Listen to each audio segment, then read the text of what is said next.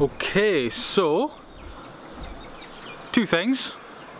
First thing, the titanium playing card case that I made in sort of over the last week or so. There was parts 1, 2 and 3. This is kind of part 4 really, but it's very short.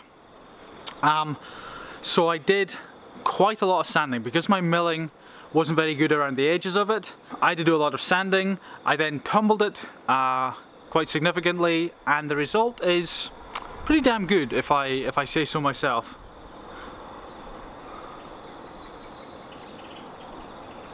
Not a mirror finish, but not far off.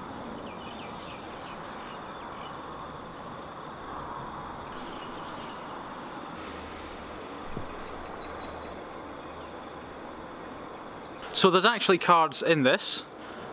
Interestingly enough, I machined it. I sort of made a prediction that if I machine it and it's a little bit too tight, sort of putting it together and taking it apart when it's machined, once it's tumbled, then it should be just right, and that seems to have been the case. So I used to have to sort of go like that, but now since it's been tumbled, I can just sort of one pop, careful not to let the card spill, and that's it off. Still lots of machining lines on the inside, as you can see. It looks quite like there's a lot of ridges there, but when you run your finger along it, it's actually almost perfectly smooth. It just sort of looks a bit more ridgy than it is, or a bit more liney, a bit more whatever you call it, I don't know. So the cards just fit in like so.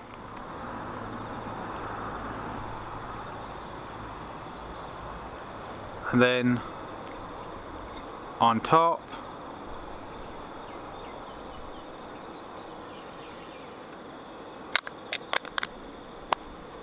that's it. You probably heard that little click there, and that's it. Now the other thing is, I don't have any milling or anything like that for you today. It is now the evening, so what I will do is answer some questions from YouTube, from the YouTube comments. There's been quite a lot over the last day or so. If you don't want to listen to these, no problem, tune in tomorrow. I should have some more milling for you, that's the plan. So when are you going to start milling spinners that don't use those pre-bought cores? You're talking about the NTO design cores, and you're basically asking, I think, when am I going to make my own spinners that are, you know, completely my own from scratch? Very soon. It's up to me to get the sort of final design. I'm making two at the same time, to get the final design for the second one to my machinist. He's waiting for me, I will admit that. I just need to prioritize getting that to him. He also adds, I think these videos could do with some new music. I think you're right. I've just not prioritized getting some new music. It takes a while to search for good music, it really does. How much does coolant cost, and are there different types of coolants?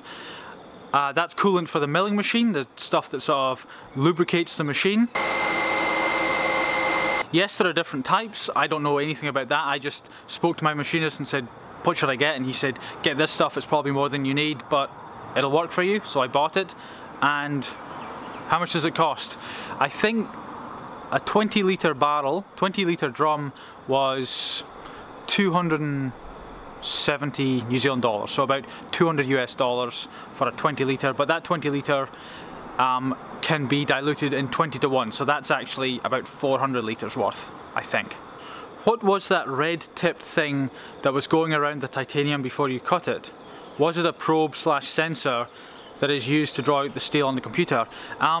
It is a probe, it's a touch probe. The red bit on the end is an industrial ruby, I believe, because the ruby is like one of the hardest things, and you know, it sort of adds to the what do you call it, accuracy, and I don't think it'll ever wear down. Like, I think if you use metal it could eventually wear down. You'll see me going left, right, forward, back, and that gives me the center position of whatever's in whatever the workpiece is in there. But that sensor with an extra bit of software can actually touch probe sort of an object. So I could put in, oh, I don't know, like let's say that playing card holder. I could put that in the vise and I could just get it to go all over it, and it would produce a 3D representation of that playing card holder that I could then sort of work with software. I don't have that software though, I just have the simple touch probe. Magnus, are you married? Nope. Hey Magnus, this seems like a lot of effort for a button. Surely it's not profitable to do this. Am I missing something here? I'm assuming you're talking about the spinner button I was making in yesterday's video, because you commented on that. Yes, you're right. It's just for my own sort of milling, learning to mill, giving you something on the videos and sort of prototyping. For production stuff, I work with a machinist who's got a couple of milling machines. We produce a minimum of sort of 100 or 200 of anything at one time. So yeah, completely inefficient. If I was wanting to do it myself, wouldn't be worth it. But just for prototyping and giving something for the YouTube videos, that's basically what it's for. Are you using carbide end mills? That's the end mills in the milling machine, for those who don't know, like the actual sort of drill type bit. It's called an end mill or a cutter, and that's what sort of, when I'm machining titanium or whatever metal it is, that's what's cutting the bits and throwing the chips out and sort of making the shape of the metal. You've basically got kind of two options. You've got carbide and high-speed steel. You pretty much wouldn't use high-speed steel on titanium. I tried it, didn't work very well, so yes, carbide. Can you reuse the coolant after filtering out all the bits of metal? Yeah, the coolant just pretty much all goes back down and sort of gets pumped through again. That's when you're using what's called the flood coolant, which looks like sort of milk coming out, kind of watery milk coming out. The other coolant you sometimes see on my videos is like a mist, and that's kind of like a thicker stuff that gets sprayed, and that doesn't really get used. It just sort of, I don't know what happens to it, just sort of disappears. Do you like the All Blacks? I play rugby. Honestly, I'm not into any sport whatsoever. I'm into titanium and that kind of stuff. Hi, the spinner looks great. Can you send it to France? I reworded that comment, but that's what he meant. Yes, when it's for sale, I ship worldwide to any country at all. Hey Magnus, I just had a quick question. Since you only use titanium, have you ever thought of anodizing any of your pieces, either with electricity or flaming them? I've experimented with it. I've bought other products, titanium products from other people with anodizing. I don't like it because, only one reason only. It's not sort of future-proof. As soon as you do it, you put your thumb on it, and the oils from your skin immediately sort of turn an otherwise bright purple or blue or whatever into a dull purple or blue or whatever. I like my products to be completely future-proof. I want them to last decades and decades and decades, like well past the life of whoever sort of buys them. So that's basically why I don't anodize. Not good enough quality for the long term, basically. What special surprise do you have planned for your 365th day of vlogging? This video that I upload right now, the one I'm talking to you on right now, will be video 349, I believe, in a row without a break. So coming up to a full year of YouTube videos every day. I don't really have anything. I mean, I'll probably mention it in the video. He did add perhaps a spinner on sale announcement. Possibly, but no, I don't think so. Like, when the spinners are ready, I'll say they're ready. I won't like make a big announcement about them or anything, I don't think. Why is your dad in New Zealand? I know that you are there because of your son. Funnily enough, my dad is here because of his son, which is me. Do you have Instagram? Yes, I'm on Instagram under @CogentIndustries. I used to do at least 2 posts a day on Instagram. It's been a few months since I've done anything really, but I'm going to start doing it again. So yeah, you get a lot of behind the scenes stuff that you won't get in the videos for sure. Is that your own company? I'm assuming you're referring to Cogent Industries and the titanium stuff I make. Yes, I mean, this is my channel. It's called Magnus, that's my name, but it's basically documenting me. A big part of my life is the business, Cogent Industries, designing, making and sort of shipping high-end titanium products around the world.